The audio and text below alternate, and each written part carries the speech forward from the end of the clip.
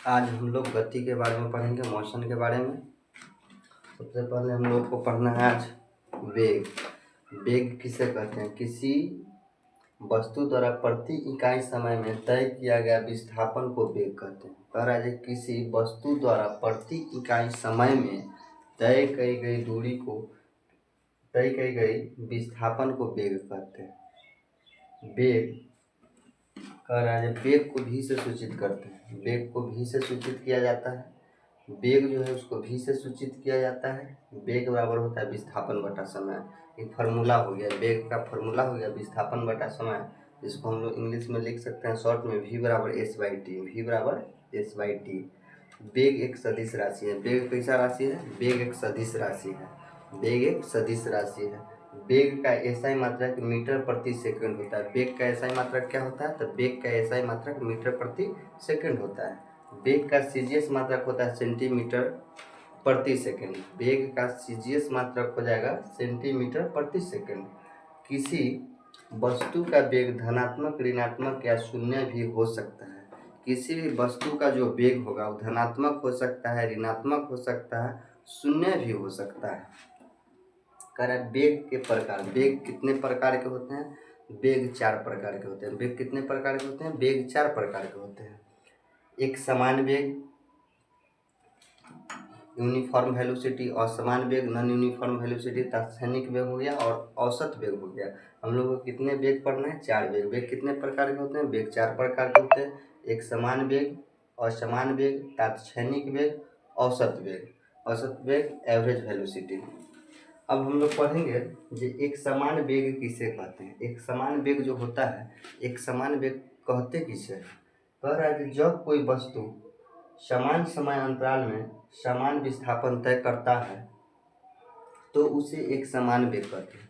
कह रहा है किसी वस्तु एक समान समय अंतराल में, एक समय अंतराल में विस्थापन को तय करता है, उसे एक समान वेग कहते हैं। फिर पढ़ना है, इसका उल्टा हो जाएगा, असमान वेग पढ़ना है। तो असमान वेग में इसका उल्टा हो जाएगा। असमान वेग किसे कहते हैं? तो जब कोई वस्तु समान समय अंतराल में, समान समय अंतराल में असमान विस्थापन तय करता है, उसे असमान वेग कहते हैं। असमान विस्थापन करता है उसे क्या कहेंगे? असमान वेग कहेंगे। अब कह रहा है तात्क्षणिक वेग किसे कहते हैं? तात्क्षणिक वेग किसे कहते हैं? तो किसी खास समय में, खास बिंदु पर किसी वस्तु का वेग उसका तात्क्षणिक वेग कहलाता है। क्या कहलाता है? किसी खास समय में, खास बिंदु पर किसी वस्तु का वेग उसका तात्क्षणिक वेग कहलाता है। अब हो गया औसत वेग। औसत वेग किसे कहते हैं? औसत वेग किसे कहते हैं? तो किसी वस्तु द्वारा भिन्न भिन्न समय अंतराल, भिन्न भिन्न का मतलब हो गया अलग अलग, डिफरेंट, उसका समय अंतराल जो टाइमिंग होगा वो अलग अलग होगा। समय अंतराल में तय किए गए कुल विस्थापन एवं उसमें लगे समय में समय के कुल अनुपात को औसत वेग कहते हैं। औसत वेग किसे कहते हैं?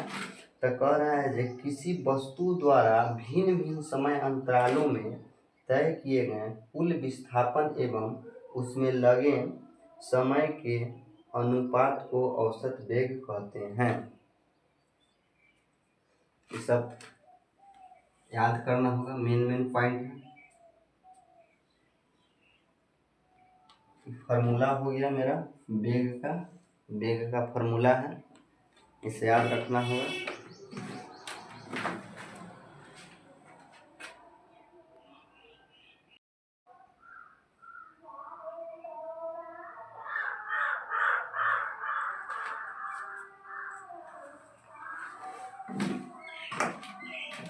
हम लोग पढ़ेंगे औसत वेग का फार्मूला आज। औसत वेग बराबर होता है प्रारंभिक वेग प्लस अंतिम वेग बटा 2। औसत वेग बराबर मेरा ये फार्मूला हो जाएगा प्रारंभिक वेग प्लस अंतिम वेग। नोट में लिख दिए हैं, यू को प्रारंभिक वेग कहते हैं। यू को क्या कहते हैं? प्रारंभिक वेग कहते हैं। और भी को अंतिम वेग कहते हैं। यू को प्रारंभिक वेग कहते हैं और भी को अंतिम वेग कहते हैं। और इसके बाद हम लोग पढ़ रहे हैं चाल और वेग में अंतर। चाल और वेग में क्या अंतर है, दोनों के बीच क्या डिफरेंस है, इसके बारे में पढ़ना है। पहले हम लोग पढ़ रहे हैं चाल। प्रति इकाई समय में तय की गई दूरी चाल कहलाती है। चाल किसे कहते हैं, तो प्रति इकाई समय में तय की गई दूरी चाल कहलाती है। यह एक अदिश राशि है। चाल कैसा राशि है, तो चाल अदिश राशि है। यह हमेशा धनात्मक होती है। चाल क्या होता है, हमेशा धनात्मक ही होती है। चाल बराबर फॉर्मूला हो जाएगा दूरी बटा समय। चाल बराबर फॉर्मूला क्या हो जाएगा, दूरी बटा समय।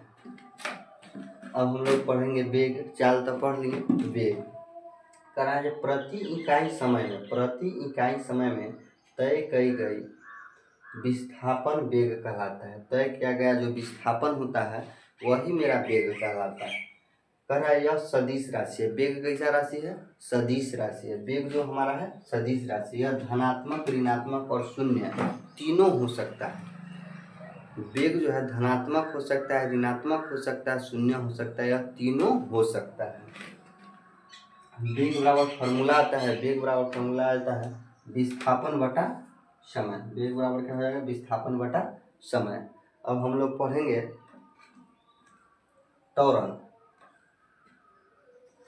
त्वरण के बारे में एक्सीलरेशन। कह रहा है कि किसी वस्तु के वेग में परिवर्तन की दर को उस वस्तु का त्वरण कहते हैं। कह रहा है त्वरण किसे कहते हैं, तो किसी वस्तु के वेग में परिवर्तन, किसी वस्तु के वेग में परिवर्तन की दर को उस वस्तु का त्वरण कहते हैं।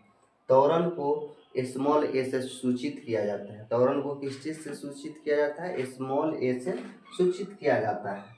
त्वरण का एसआई मात्रक मीटर प्रति सेकंड स्क्वायर होता है। त्वरण का एसआई मात्रक क्या होता है, मीटर प्रति सेकंड स्क्वायर होता है। और त्वरण का सीजीएस मात्रक होता है सेंटीमीटर प्रति सेकंड स्क्वायर होता है। और त्वरण का जो सीजीएस मात्रक होता है सेंटीमीटर प्रति सेकंड स्क्वायर होता है। करा यदि वस्तु का प्रारंभिक वेग u तथा t सेकेंड अंतिम वेग v हो तो परिभाषा से हो जाएगा a बराबर u minus V by T. त्वरण का यहाँ फॉर्मूला लिख लिए हैं। त्वरण बराबर होता है वेग बटा समय। त्वरण बराबर क्या होता है, वेग बटा समय, जिसको हम लिख सकते हैं a बराबर वी बाई टी। त्वरण अंतिम वेग माइनस प्रारंभिक वेग। एक और फॉर्मूला हो जाएगा त्वरण का हमारा, जो लिख दिया अंतिम वेग माइनस प्रारंभिक वेग बटा समय, जिसको हम लिख सकते हैं शॉर्ट में a बराबर v minus you by T. यहाँ हम तो लिख के बता ही दिए हैं, जो u से होता है प्रारंभिक वेग और v से होता है अंतिम वेग।